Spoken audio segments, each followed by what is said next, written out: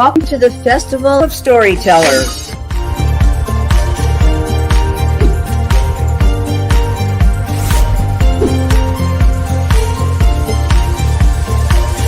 I thank everybody that's involved with this process because we know writers need readers and writers need publishers.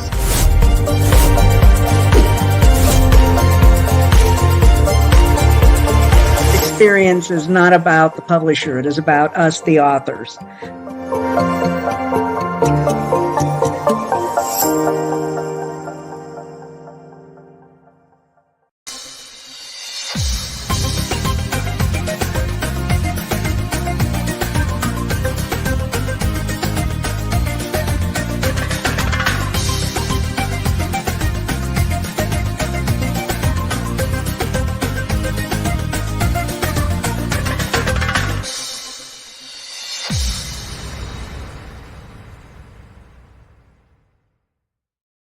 Well, hello, all of the book lovers in the world, the storytellers, everybody who's tuning in with us today. Listen, I am Tish Barnhart, the author of So You Want to Be a First Lady. We are so super excited today to welcome you back to day 10 of the grandest online book fair in the world, the Festival of Storytellers, Chapter 5. Listen, I want you to make sure that you follow, subscribe, and then share these links, you guys. We are going to be talking today in our roundtable session about the importance of editing in manuscript development. And so today I have with us several authors that are going to be joining me in today on the roundtable session. Welcome, you guys. How are you? Good, thank you. Absolutely. We've got Linda joining us today. How are you, ma'am?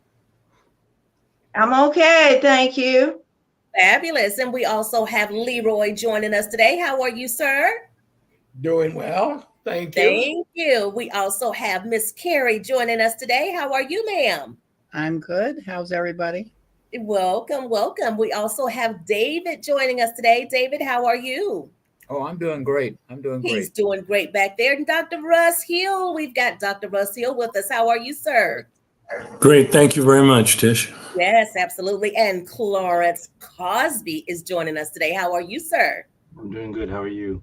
I am well. And we've got Judith Perkins up here in the top left onto the side second square. How are you, lady? I am very well. Thank you. Absolutely. Louis, we have you as well. How are you today? I'm doing fine, thank you.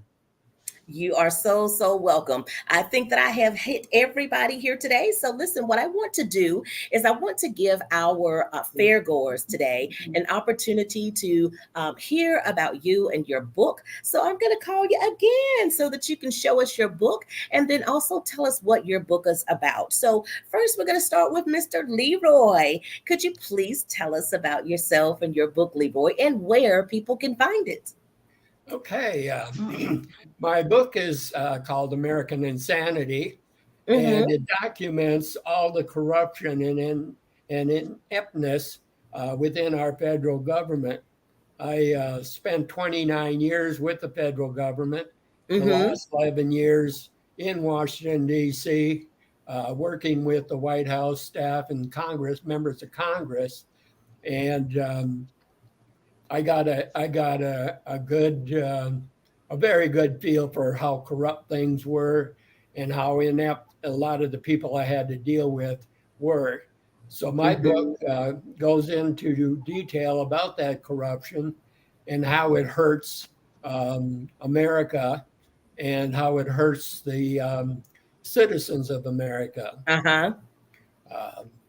I've also been doing op-ed articles for several years about government corruption. I'm a content writer and district captain for the Convention of States movement. So I do a lot of writing for them. And I do a whole lot of other things that keep me way more busy than I want to be. Okay. But that's kind of my story.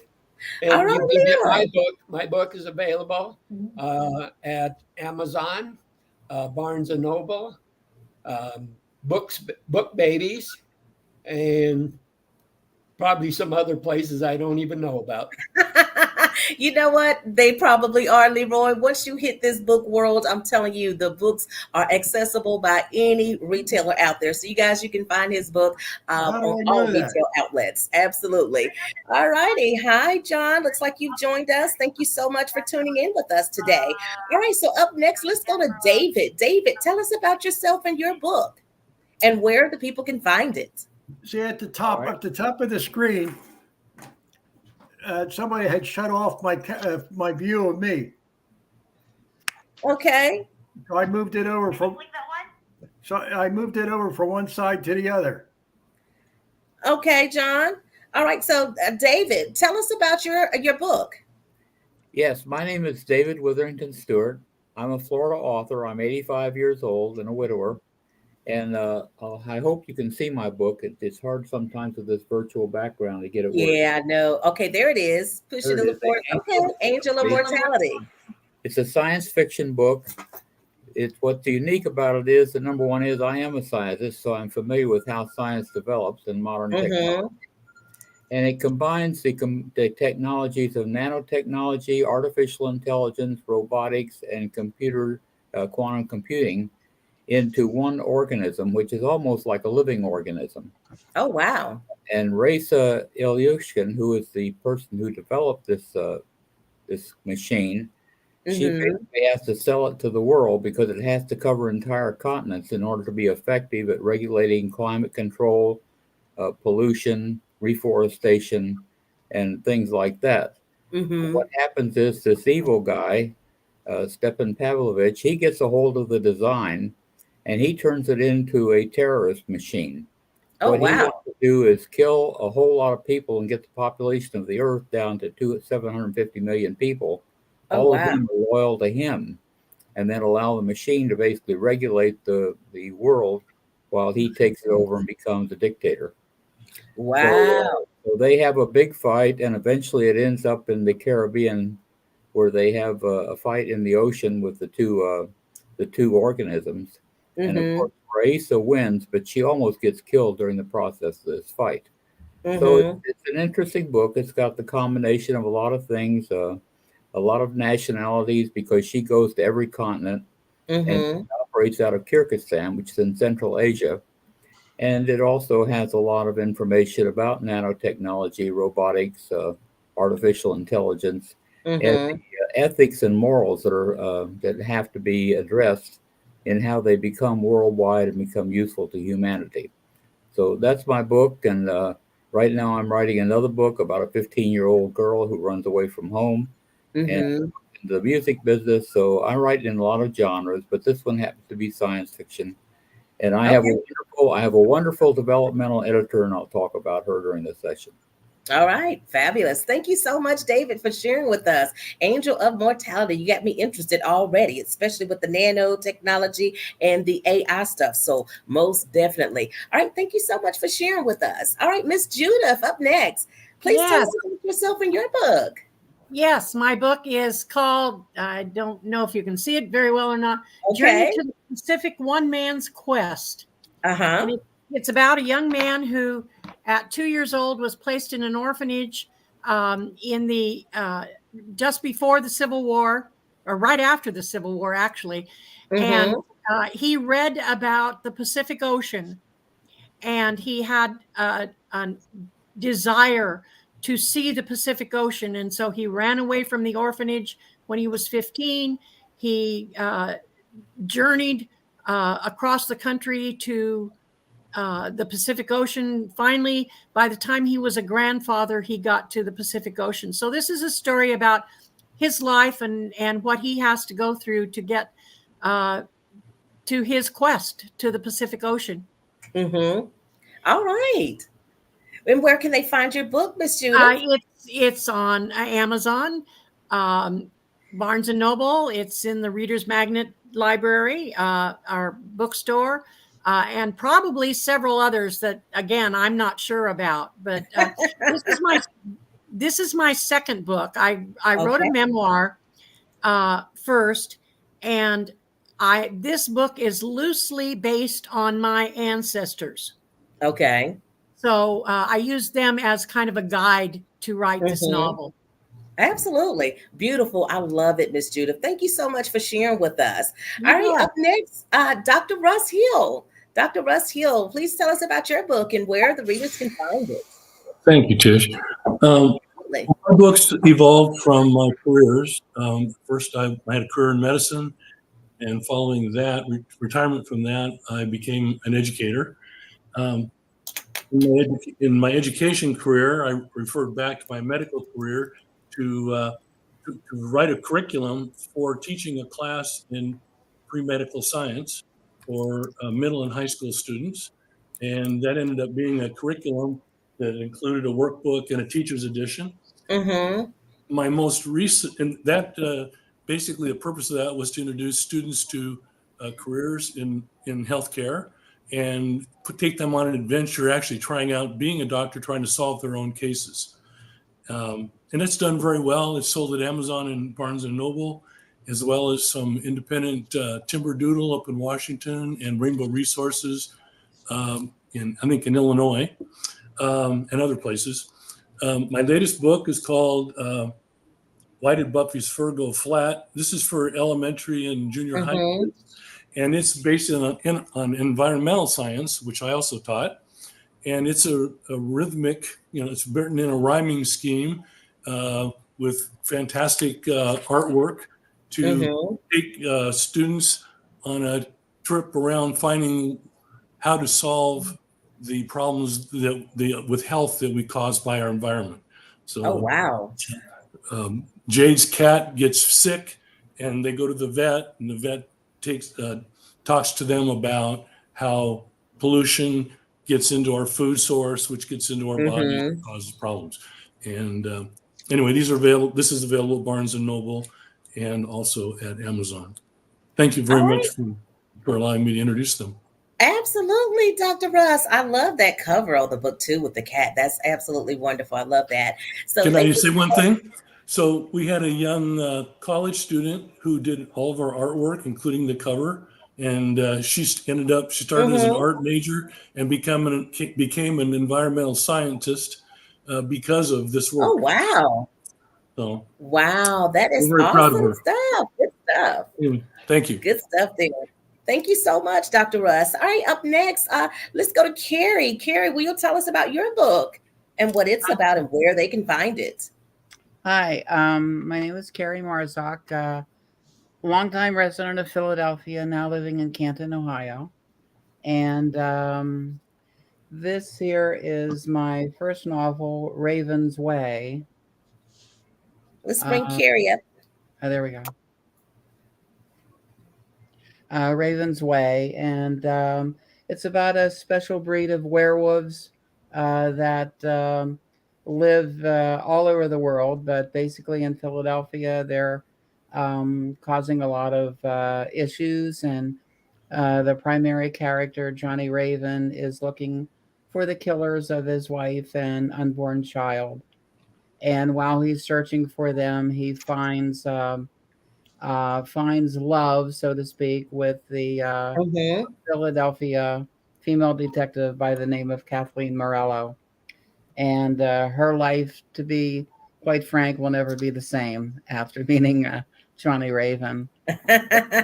Oh, wow. And then that is followed up by the second book in the series called Raven's Rage. Okay. And just a quick comment about the cover. That I actually took that picture. Of course, the werewolves weren't in it, but that's a picture of a hallway from Eastern State Penitentiary in Philadelphia. Which is quite a very unique place to visit if anyone ever gets to Philadelphia and wants to see something special. And the third Raven novel, Raven Unleashed, I'm working on now. And, I also have a science fiction novel out called The Reptilian Factor. Oh, and, wow. And You've been a busy bee over there, I see. Yeah. And this takes place in Tucson, Arizona. Your friendly little alien is running around causing trouble. Uh-oh. Thank you so much, You're Miss Judah, welcome. for I'm sorry, Carrie, for sharing your books with us here today. All Oh, and right, so this they're on Amazon and Barnes and Noble, just like pretty much okay. everything else. Yeah. All right, all the retail outlets, you guys. You hear that? All the retail outlets you can find Carrie's books. All right, let's go to Luis next. Luis, tell us about your book and Yes, where everybody can find it. my name is Luis Estable. I'm from Cuba. I know English as a second language. And Okay. my book is a book of poems. This is my book here. Okay, 31 felt poems for my sweet Sherry. All right Yeah, now. yeah. It's about poetry. And Mm-hmm. there are a lot of poems, but it's not like the typical love poems. It's not about beauty. You know, like a you Mm-hmm. where you have black hair, blue eyes. It's about beauty, but most the beauty of the heart, the person, the personality, the quality, more than the Mm-hmm. beauty of the outside. And the poems are more or less formal. I try to pay attention to the rhyme, to the breaking of the lines, to the making of the stanzas, so not to make it too loose. Because nowadays people think that when they see freestyle, they're thinking that anything goes. Uh, Mm-hmm. I don't write that way. It can be freestyle in some ways, but I pay attention to the diction, the rhyme, the stanza. When I want to break the lines, I don't break the lines just anywhere that I want to. It has to be some kind of it had to be a reason for me to break the line because I read a lot of free poems today, and sometimes they had to understand because they think that free poetry means that anything goes, and the diction and they made the stanza and that's chop the line and make it into a stanza. But to me, that's not a stanza. A stanza has to be the line has to be good. You have to know where to break the line and those type of things. And for people who like to hear about the quality of the person, they inside the love, inside the person, the quality. This is a very good book. I mean, it's very easy to read, but it's not trivial. The diction is has meaning, it's profound, but Mm-hmm. it's accessible. It's not hard reading. So it can be found Barnes Noble at Amazon.com. And also it can be read in 25 minutes because we only have 31 pages. And the poems are not too long. The poems are no more than or three stanzas long. All right. Well, thank you so much, Luis, for sharing with us about your poems. I am sure that they are wonderful, and I definitely Yeah. can't wait to see what they're about on the inside there. So, thank you Okay. again for sharing with Yes. us. All right. Yes. So, we have Clarence, Clarence Cosby. Please tell us about yourself and your book and where the people can find it. My name is Clarence Cosby. I live in New Jersey. This is my book, Soul Exchange.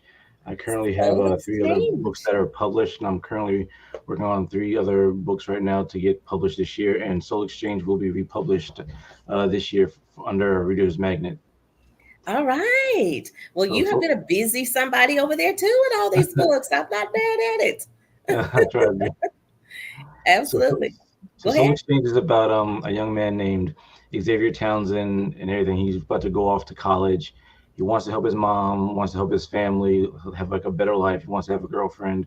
He winds up Mm-hmm. finding a girlfriend and has a friend in college. But after that, he wants a good job. He wants to have like a lot of money. So his friend asked him like, "Well, would you do anything to get it?" He's like, "Of course I would." He's like, "Are you sure?" He goes, "Absolutely. I would do anything I could to, do whatever I could to like help my family, have money to get married to my girlfriend." He's like, "Are you sure?" He goes, "Of course I am." He's like, "Would you sell your soul?" He's like, "No, like forget about it. Like I don't play those kind of games." Like, "No, I'm serious." He goes, "You said you would do anything. Would you sell your soul?" He's like, "Whatever, just get out of here with that." He's like, "No." He's like, "You literally said you would do anything. So would you sell your soul?" He's like, "Yeah, fine, whatever. I'll sell my soul, whatever." So after he says that, everything becomes like a roller coaster for him, with like a crazy thing between him, his family. He's been like framed and on the run and a whole bunch of other crazy things. Like it's a huge roller coaster and everything in the book. Wow. Love it, love it, love it. The roller coaster. Okay, now. So that means some emotions and everything is, twists and turns and all that stuff in there. So good stuff. Thank you so much, Clarence, for sharing with us. And I wish you much success on your books. And so everyone, I think we had Melanie to come in the room and join us. Melanie, how are you, my friend? Hello. Hello, everyone. Yes. Hey, Um, hey, hey. Please tell us about your book and where we can find it. Hi. My book is 25 Days of Roses. I am sorry I do not have a copy with me right at the Okay. moment, No but I problem. will put the links I have with iUniverse is I'm gonna put the link in the chat so everyone Okay. um go and purchase if you like and put it Okay. So tell in. us what 25 Days of Roses is about. 25 Days of Roses is about a little boy named Marcus. The original version, Marcus takes his mother's birthday is on Mother's Day, and he don't have enough money to buy his mother a dozen of roses, and so he takes jobs uh, to get the money. But Mm-hmm. unfortunately, he finds out a hidden truth in the midst of Mm-hmm. that, and so will you all go in the story of in the revived vision of 25 Days of Roses, you will go into the twists and the turns of Marcus' emotions. Mm-hmm.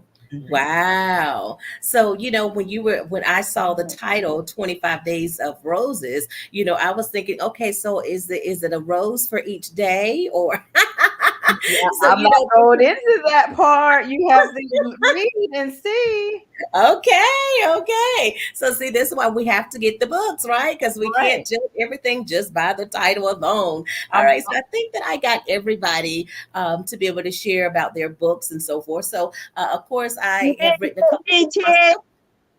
Tish, Oh, Linda, I'm so Tish, sorry, lady. I forgot you. you missed Yes, me. yes, That's we cannot okay. forget That's all right. Linda. Please tell us about your book, Miss Linda. I am so sorry. That's okay. Hey, Thank y'all. you Linda so much. Crosby here, author of The Day My Life Changed, an accident survivor. My book is about a horrific accident that nearly took my life and left Mhm. me totally and permanently disabled. I take you on a journey before, during, and after an event that changed my life in a split second, and it speaks of the power of prayer, and Amen. it tells about my daily struggles and how I depend so greatly upon my husband Roy for my well being. And you can go to my website,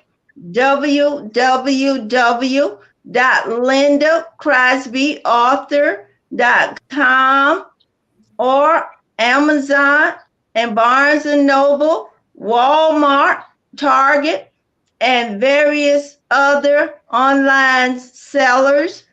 And it is also available in bookstores and libraries in South Carolina. Thank you, Oh, Tish. yes, ma'am. Available in libraries in South Carolina, you guys. You know what? I might have to take me a trip down there so I can go see your book, girl, on the shelf there. Absolutely. Okay, Congratulations, come girl. on, come on. Yes, congratulations. I'm right here in Thank Charlotte, North you. Carolina. So, yes, ma'am. Definitely. Congratulations to you. All right. Right, So, you Eleanor, what right you up the said? road. Okay, You beautiful. heard that, Tish? Yes, ma'am. You said you right up the road. Yes, ma'am. I got it. All right. So let's take a comment here. Eleanor Lavera said, Thank these you. roundtables are bringing authors closer together. Absolutely. Great initiatives from the team. Absolutely. I definitely appreciate that comment there. So, of course, before I forgot about Miss Linda Crosby, I am an author too of Morning Tea with the King. Let's see if you can kind of see the book a little bit. You know, it is kind of hard with the backgrounds here we have. But Morning Tea with the King is a 90-day devotional, you guys. And so in it, I have each day a scripture reading, and then I will expound on that. And then I also have a section there at the bottom for you to reflect on what maybe God spoke to you during that read, as well as a daily suggested tea for each day.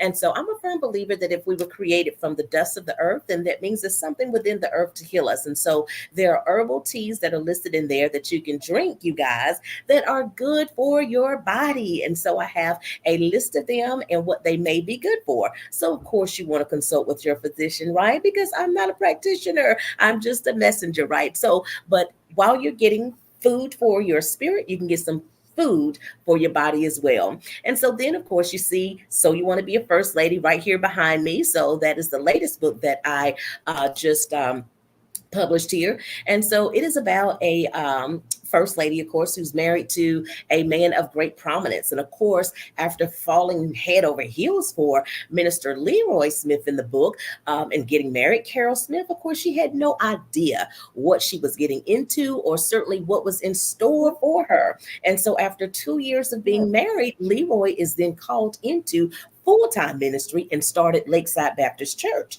And so, of course, Carol, she never dreamed of marrying a minister, let alone a pastor. So she had to finally become somebody that she thought she would never be, which was the first lady. And so, of course, walking in that role, you know, it was more than what she bargained for. The countless women that would throw themselves, of course, at her husband and doing anything and everything to demise her, wanting her position, those things like that. And so, dealing with all of his shenanigans and the things that she was going to, her life really was in the balance. And so, with her marriage falling apart, her faith in God is on trial. So, she has to decide whether or not she's going to remain in her marriage or if she's going to step away for her own peace of mind. So, this book is going to give you all of the twists and turns like Clarence's did. And then it's also going to give you wisdom nuggets at the end of each chapter as well. And I just believe that through looking at the wisdom nuggets for the women, for the men, for the other women, you know, that maybe want to walk in her shoes, then we'll have a different perspective that we can look at there. So again, thank you guys, everybody, for tuning in with us. And by the way, you can find my books too on all of the retail outlets. So anywhere you can get books at is where you can find it. So again, all of you that are listening to us and tuning in with us today for the roundtable session of the importance of editing in manuscript development. So we want to go ahead and get into a little bit of this on today. And certainly we're going to be pulling on our authors here as well. So now let's look at this. The importance of book editing. Now, of course, we know that it is an achievement for any author to finish the draft of their novel, right?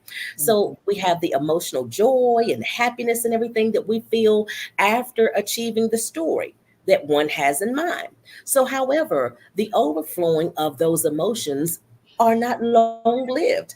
This is not, of course, the end of the author's journey to publishing his or her book, but the rough draft of the book must always undergo an essential process, you guys, called editing. So, those of you that are aspiring authors out there and you have not written a book yet, or you're in the process of writing your book right now, this editing process is going to be key. Many fail to understand the importance of the editing process of a book prior to its publication. And so, of course, a book is not perfect on the get-go, right? So I don't know how many of you authors here, you know, have written and stopped and written and stopped, or you start over and all of that good stuff, right? So with editing, the errors and whatnot and so forth can be identified and revised to better suit the manuscript. So hence coming up with a far better and structured narrative. So nonetheless, book editing is more than just editing raw manuscripts, you guys. So this process, of course, will have a huge influence on whether the book will get published or not, especially if you're trying to do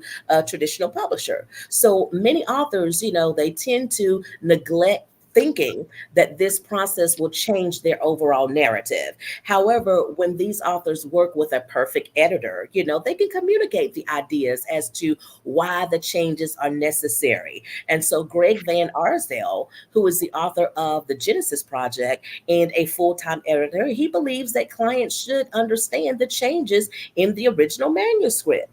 And so Van Arsdale's Art of Editing in Fiction and, of course, nonfiction books aims to help authors become better writers, and not only for the sole purpose of returning a pristine manuscript. So book editing, of course, is important for a couple of reasons here. And so one, it polishes the raw manuscript. So it is the pitfall of any author when they release a book before it's actually ready for readers to read it. Okay. An author may have a great plot line or a unique work, but despite that, the book will not be successful if there are too many typos, too many grammatical errors, and inconsistent formatting.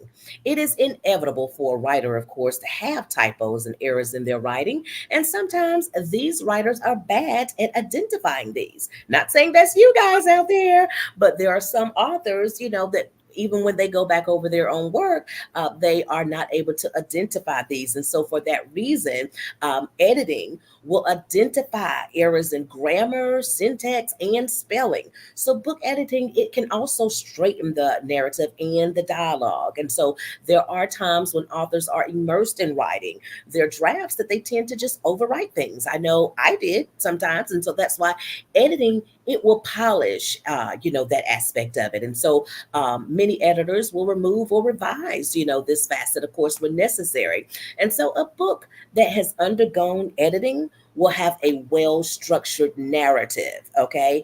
And so a structured story has the power really to reach readers, relays the message or the storyline of the book, and may evoke a variety of emotions, okay? So a polished manuscript will ensure quality content that will leave an impact on the thoughts and the emotions of the readers. Now, I've actually had editors, for my books.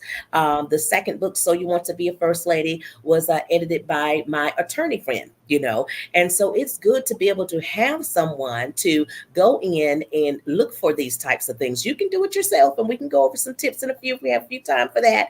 But whenever you seek out a editor that this is what they do, they can find mistakes, they can find grammatical errors, they can help you with rewriting sentences, things that's going to make a little bit more sense, maybe. And that was something that I had to be open to. Okay. Because of course we're the ones writing it, right? And we don't want you changing what our thought process is, right? Can anybody identify? We don't want you changing up stuff, but at the same time, if you have a great editor, then they can actually make sure that what you're trying to portray comes to life and comes to the page. Okay. So those of you that are out there that have books already, who has actually used an editor? I believe, who was it? David, I believe, had used an editor before. Leroy has used an editor. All right. Who else has used an editor? Okay. All right. Can I say something?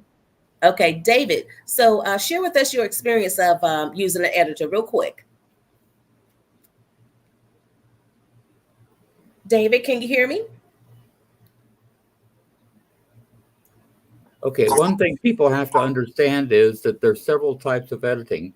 There's developmental editing, copy editing, proofreading, and even what I call a peer review. And I had to use a developmental editor with Angel of Mortality. I've written 4 novels before Angel of Mortality. I was just copywriting. But Angel of Mortality has so many complex movements and things like that what gets out of line for you is when the scenes ought to take place in order and how they relate to one another. And a developmental editor helps you find things that you cannot find yourself, because you, the soul, is perfect. But to them, they read it like a reader, and they say, well, how do I know that happened? It happens two sections later. So I don't know it right now. I don't want to find it out later. I want to know it when I get there. And the same thing with peer review. If you're writing something like science fiction, you need to have other people look at it who are scientists or engineers or something like that and tell you, well, hey, the technology's advanced a whole lot from what you're saying there, and there's been a lot of changes. So what you have is wrong, and you need to make it right. So there's a lot of that. And the other thing that you can use is beta readers. Even before you get to the editorial process, you can get a beta reader to read your stuff and tell you, yeah, this is a good story, this reads well, and I like it. They're not going to do the editing. They're just going to tell you whether the book is acceptable or not. Stages to the editing process. It's not just one step. Absolutely. Absolutely, David. Thank you so much for sharing with us, because whenever you're using the editors and all these different formats and ways, it gives your book a creative approach. And so I know some authors may believe that it's plainly editing the draft, but nevertheless, book editing goes beyond, editing typos and other errors, editing can provide depth. It can provide context. It can provide detailing to the manuscript's narrative and the dialogue. And so editing will provide a creative approach to the raw manuscript of the author. So behind every successful author, like you guys out there, myself and others, there is and should be a great editor working behind the scenes to make the book the best that it can possibly be. Okay, so editing ensures that the manuscript will be original and unique. Okay, there are some instances, of course, where editors will remove some scenes and even characters in your book, and they will also combine scenes and characters when needed. However, authors certainly should not worry, as these professional editors will, of course, ask for permission to do so. So don't worry about your stuff being too chopped up, and explain how this is necessary and how it can impact the overall plot. So I can't tell you how many times in having my own book edited by my attorney friend, Michelle Gathers McFadder, there were times in there that she would say, Tish, let's look at it this way, or maybe say this, or maybe say that, and then provide, those examples in the Google Sheets there, and that's one of the things I like about sharing it with her and everything. She'll write the notes over there and I'll read it and you can add it, you can take it away, and so most everything she advised me of, guess what? I took 99.9% of it. There was only one thing I wasn't willing to change. So do you see that? So more of it, I was honing and leaning on her expertise. And so as authors, we have to be open to new things. We have to be open to constructive criticism, right? Especially if you are a first-time author, and even if you're not, we're always ever growing. And so what we're going to do is we're going to take a quick commercial break and we'll be back in a moment, you guys. Stay tuned.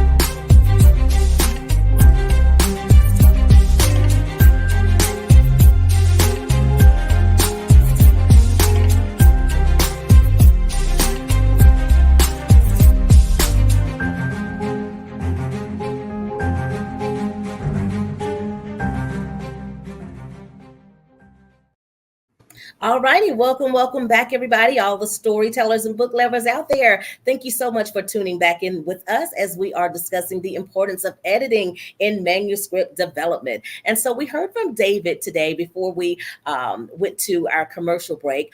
We were sharing our experiences as far as authors with using an editor. And so who else out there has used an editor? I believe, Judith, you've used an editor before? I have in my family. My husband read my book, did punctuation corrections, spelling corrections. When I type on the computer, I think and type at the same time, so I don't always spell correctly, or I misspell there and there and there and whatever. And then I sent the manuscript to my son, and he did some very, very good editing for me, made suggestions as far as content, changing the content. When I wrote my first book, I did not use an editor, and I was very sad and sorry that I didn't, because there are a lot of errors in it. The publisher that I had at the time didn't do anything about it. They just published the way I sent it in. So, I was very proprietary about it. It was a memoir, and I didn't want anybody else interfering with my memories. That was a mistake. I still have my memories. I still wrote about my memories, but they could have been enhanced by somebody else's looking at it and reading it. I firmly believe that it is very important to share your work with someone else before it is published. Yes, ma'am. Absolutely. I have had some friends and people that I know that have, published books. And of course, I've bought many of books to support, friends, authors, new authors, even, and so forth. And when I've gotten their book and started looking at it, I'm like, oh my gosh, this is a mess. Looks like my son wrote it, because they don't always look at things, right? And sometimes I have to get on my children, because they will text, and they'll text in this shorthand. And so I said, you got to stop texting in shorthand, because it will show in your work in school. You'll start texting or writing your essays like that, or your papers like that. If you don't practice and learn how to write proper English, even if you're just texting me, And so I would get on them about that a whole lot. And so then one of my sons, who was in middle school at the time, of course he's in college now, but he had gotten a bad grade on one of his papers, and that was one of the things she had mentioned about the shorthand and this and that, So I was like, now, didn't I tell you this? This is why I said don't do this. It would show up in your work. So Judith, thank you so much for sharing that transparency, about your book and finding the errors and different things like that. And so that can be quite embarrassing, you guys, right? So you can have a very nice cover or whatever, and then someone opens it up, and then they see all these grammatical errors, the sentences don't make sense, they're running on, and the plot doesn't make sense, and all that good stuff. So whenever we are putting books out there, we're putting them out there because we want people, one, to read them, we want them to buy them, but guess what? You can also be discovered, you guys. And so you don't want something that looks a hot mess out there. So you want to put your best foot forward, in writing your book. And so if that means getting an editor to look behind you, give you constructive criticism, give you ideas or ways of rewriting this particular narrative, or how to bring this character maybe out more, make it flow, or the pace, or whatever, be open to it. Okay. Be open to it. And guess what? You don't have to take it. Okay. You don't have to, but at the end of the day, at least you will have opened yourself up to it. There was a comment that JP had put up here. Mark, can you bring that comment back up? I wanted to read that for us. Okay. JP said, writers should consider editors as partners instead of critics. And I thought this was really, really good. Partners instead of critics, to ensure a more refined, ready to publish manuscript. And that is so, so important. Those of you that are out there that are inspiring authors, that is so, so important. Don't look at the editor as the boogeyman, okay? Because they're not. They are there to help you and to help your book, be one that is unforgettable. All righty. So I think, Dr. Russ, you've had an experience with editors as well. Please share with us. Well, my experience was that I wrote the Why Did Buffy's Fur Go Flat for elementary and middle school kids as a reading book, with text, and showed it to my daughter, who's a fourth grade teacher, and she thought she could make it a lot better, and she put the whole thing to rhyme and made it really attractive for kids. Yes. And when we handed it out to kids in the neighborhood, I would ask the parents, if the kids liked it in the new form, and they wanted it read every night at bedtime. So having a partner, sometimes your editor can become your partner. And exactly. My co-author. Yeah. Exactly, and that's something because, you were trying to reach children, right, Dr. Russ? And then your daughter was a fourth grade teacher who's children. And so who better to be able to let you know what the children are wanting to read, what they're wanting to hear. And so I can't tell you how much I appreciated, Attorney McFadder for her input, into my book. There were certain things in there that she made sound so much better than what I wrote it. And I thought I'd done a great job at what I wrote, right? And so she just came and refined that thing and polished it up. And I was like, oh yeah, girl, let's go with this. So that's why I said 99.9% of everything that she told me in there, that wasn't a whole lot, but it was enough. Right. And I took that advice, and guess what? I have a masterpiece right now. And so it is a fabulous book, and I'm telling you, you will enjoy the read. All right, who else had an experience with an editor? Anybody else? I have. Okay, Russ. I'm sorry, Luis. Yes, I want to say something about that. A book can be refined and can be made better, but it cannot be written for you. The editor cannot write the book for you. That's right. Try to do your best, because there are people who write the book any way they want, thinking that they have a book, that the editor is going to write the book for them. They're not going to they only review the book and try to make it better if the book has if the book has potential. Because absolutely, Luis, that's a very great point. Not everybody can be a writer, so you try to use your best before the editing and the correction, all those type of things. Like with this book here, the Cherry book, it was good, but they told me that it could have been better, so they made it better. But the book was good to start with, so they cannot write the book for you. You have to write the book yourself, and then send it, and they can improve it if they see that there is a book that they can improve. Absolutely. Melanie, did you say that you had a experience with an editor as well? Yes, I did. I was daring to say about my experience, like you were saying as well. You might not want to change that scene, or might not want to change how that dialogue, because that's one of the other areas that is very sometimes sensitive, because you want to make sure that with the dialogue that message or that theme of what you're saying at that moment of that drop of that information gets through to the audience. And so when you sometimes with the dialogue, that's another sensitive area, because you want to make sure each character voice is listened to make their point of view. Absolutely. Thank you so much, Melanie, for sharing with us. Who else had an experience with an editor?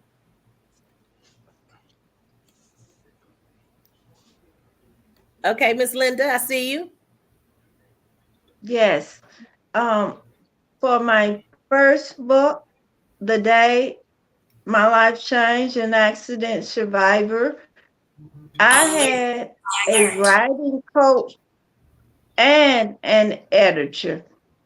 And for my second, The Day I Found the Lord for Myself, also I used a writing coach and an editor, because sometimes I get my verbs, tenses, and sentence structuring mixed up. So I really needed help. And I found it to be a great thing, because sometimes when you write a sentence, it may sound right to you, but once you have it professionally looked at, then you see how that person or persons can make it so much better and make your word come alive. Thank Absolutely. you. Yes, ma'am. You are so right about that. Again, I just continue to go back to, me working with, Michelle and that. I have 24 chapters in my book. And so it's about 256 pages, in here. And, with Michelle going through this, with me, of course, there were several things, that she saw that I could have reworded a little bit better, and that's, of course, not the entire book, obviously, but there were certain things out of the 24 chapters that she was able to come up with. And so, with that being said, I took, that advice, and so I want us to always certainly be open, for that. And I see that John Harold has joined us. Okay, John, how are you? Please tell us about your book and what it's about and where people can find it. John, you're on mute. Take it. You're on mute. Okay, there we go.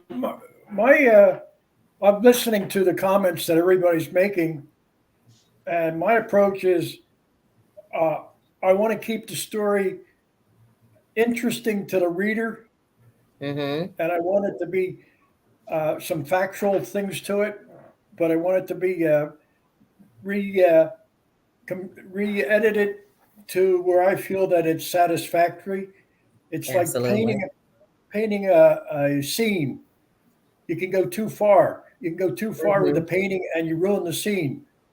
So with editing, you got to be careful that you don't lose the impetus of what you're trying to do. Absolutely. So Absolutely. I spend time. I'll take a chapter or each chapter, and I'll do it review it myself about 10 or 20 times until I feel comfortable with it, and I feel that it fits in with the overall plot of the book that I'm writing. The book I'm writing, I wrote and has been published for a couple of years now. It's called The One-Legged Cowboy. Okay. And the idea is, I like to have a title that's catchy, that somebody sees it and they wonder what's it about. How could a one-legged cowboy exist? And I use some of the information in there that's factual because my grandfather was a cowboy out in Wyoming. And I only met him a couple times, but it was influencing my thinking about cowboys and their life they had out there. So with his input, so to speak, I put together this adventure. It's got mystery, it's got romance, and it's got action. Oh, And wow. the idea is to pull it all together and make it a pleasant reading for anybody that wants to read it. Well, I'm telling you, That's my way you of got me handling with the title. You got me with that title. It's a catchy idea. Yeah, it's true about he loses his leg in the very beginning. And Okay. how is he going to maintain being a cowboy? So as you read into it, you'll see how he goes through life. Wow. Well, that is outstanding. I love the title. I'm telling you, when you got a catchy title, it definitely will draw someone in and also a catchy cover, as well. Covers are definitely important. People look at the covers for that as well. Yes. So, John, tell us where the people can find your book. Where can they get your book at? Well, it's on Amazon is where mainly you can buy it, or your local bookstore you can order it, or you can even contact Reader's Magnet and get it. Okay. Can be found on Reader's Magnet, you guys, or Barnes and Noble or Amazon. I'm sorry, Correct. Amazon, I believe it was, right? Amazon.com. Yes, thank you so much, John, for sharing with us. Now, did you have an experience with an editor that you'd like to share with us? Yes, a few editors in various ways, but they can be helpful, but they can also mislead you, even though they might be trying to being helpful. If they throw you off of what you're trying to do, you got to be careful. Absolutely. And I find that they're helpful, but you got to be watching what you're doing. Absolutely. Absolutely. You definitely don't want them to rewrite your whole narrative. And so, but definitely thank you for sharing that with us. And thank you guys, everybody on the panel today or involved in the roundtable session today for your comments and what you have shared with us today. Does anybody have any last comments they'd like to make? Me. Okay. Let me see here what I'm going to say.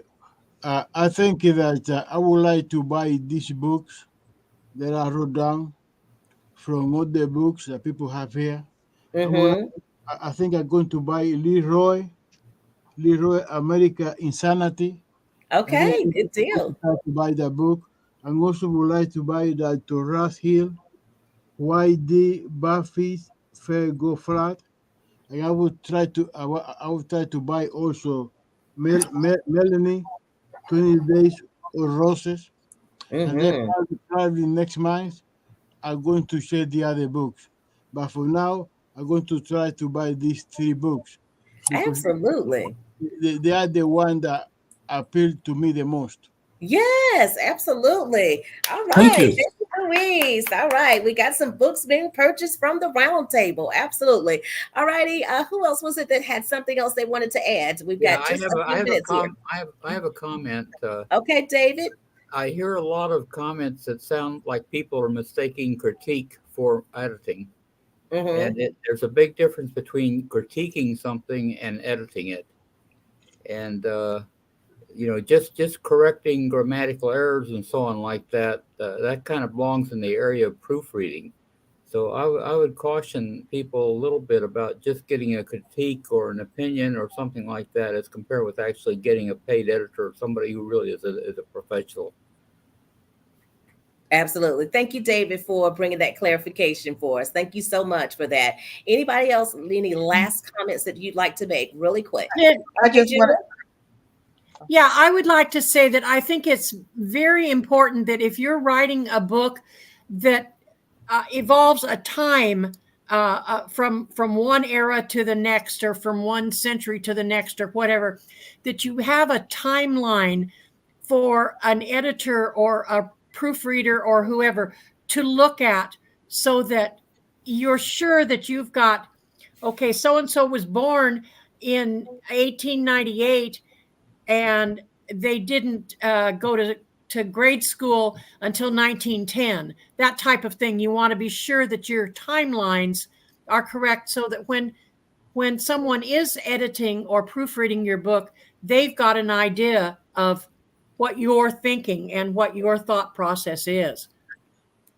Absolutely. And that is so important. That is so important in finding, the correct editor for you, that you're able to portray and give them exactly what you're wanting to portray in your book. And that way, I don't think it becomes, such a critique, at all, but, of course, enhancing what we're doing. Okay. Yes. Well, someone else had a comment. I did. I would just, as David was saying, most of my work I do proof. I have proof edit. Like, okay, I really have them to. I say, look, pull the covers, like even down to where as we would say with the bed, pull down to the mattress cover. Go ahead and go in and pull it, and then we'll put it back together later. Absolutely. Thank you so much, Melanie, for sharing that. I'm saying this is some good conversation here, and we have, just really had an awesome time sharing with all of you on here and hearing the different and various aspects of your books. And I want to wish everyone so much success, with everything that you're doing. Some of you have a couple of books out already. Some of you are in the process of writing another book. And so, listen, I'm telling you, the sky is the limit. So people need to hear our stories. They need to hear hear the fantasy, they need to hear whatever it is that we have. So whatever genre you're in, hey, tap into another one, if you can. Sometimes, different genres, may work for you as well. So you just have to know kind of where you fit, in this book world or in the publicist world or publishing world or whatever. But I'm telling you, the sky is the limit for each of you. So thank you again, everyone, for sharing today. Linda, thank you so much for being patient with me and for getting you in the beginning. Thank you so much for sharing. Leroy, thank you for being on again with us. Oh, Leroy, I'm sorry. He actually had to leave here today. David, you're looking kind of like Leroy over there. David, thank you so much for your insight and wisdom that you have shared with us today as well. Carrie, I definitely want to thank you for sharing with us today. Thank you for being on. David, thank you for being on again. Dr. Russ, thank you so much for sharing with us today. Clarence, thank you for being on and sharing with us. Judith, Luis, and Melanie, thank you for joining us today. Listen, all of you storytellers, book lovers, and people all over the world that have tuned in with us today on our roundtable session, the importance of editing in manuscript development. Listen, I want you to make sure that you are visiting all of these authors' booths, their live sessions, tap in there, see when they're on, go in, look at their profiles, take a look at the books, and purchase something for, if not yourself, purchase for someone else. I'm so happy to hear that Luis is actually going to be picking up 3 books from our authors here today. That is so, so amazing. And so I'm so excited about what is going to be in store for each of you as authors and as we grow, as we go. And as we say here at Reader's Magnet, we share your stories with the world. Thanks for tuning in.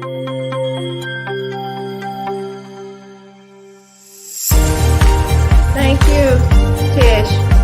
Welcome to the Festival of Storytellers.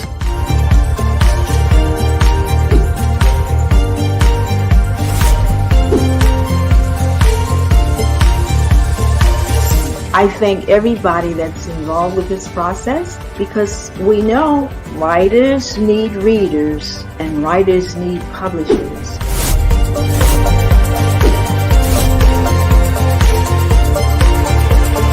Experience is not about the publisher. It is about us, the authors.